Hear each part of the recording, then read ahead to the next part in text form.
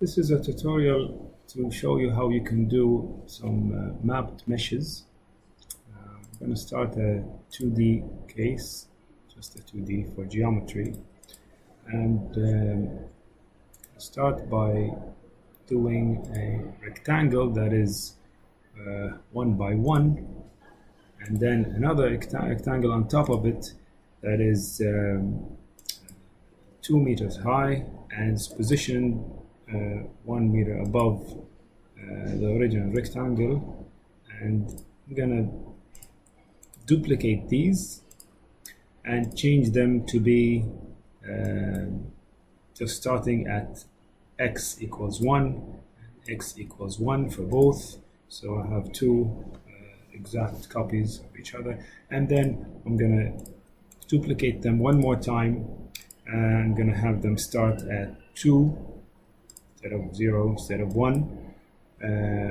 However, this time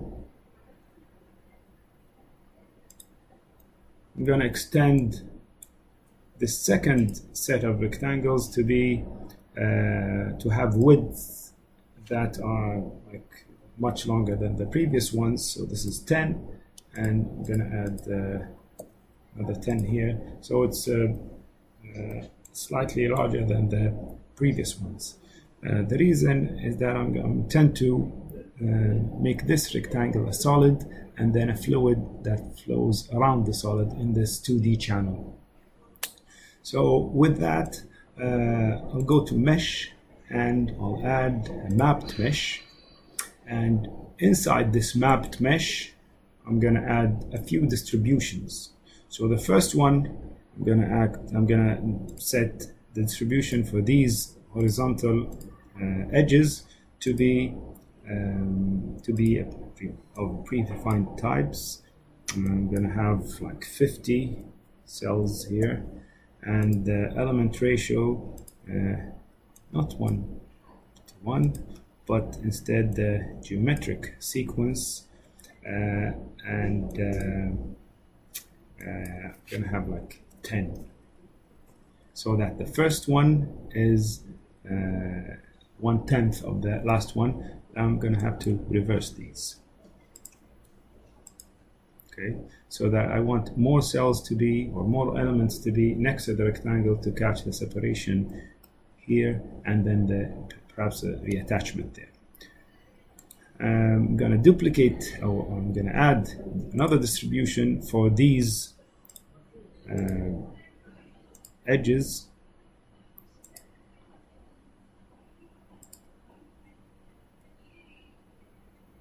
Select box, this one, and this one, and these two. So I have 6 of them, and same as before, I want predefined distribution type. Geometric series, arithmetic series would work just as fine.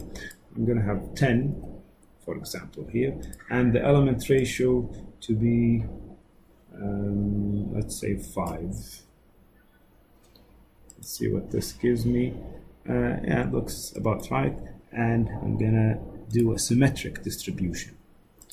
What that does is it will concentrate the mesh nodes here near the exit to get a good inlet mass, and then near the separation point, the forward separation point, and then I just have to make sure that these have almost the same element size. Now with that, I'm going to add my last distribution, which is for the vertical cases. So these and these and those two, and finally the inlet vertical edges predefined. 10 I think is good, and this is 5 maybe. This would give me something like this.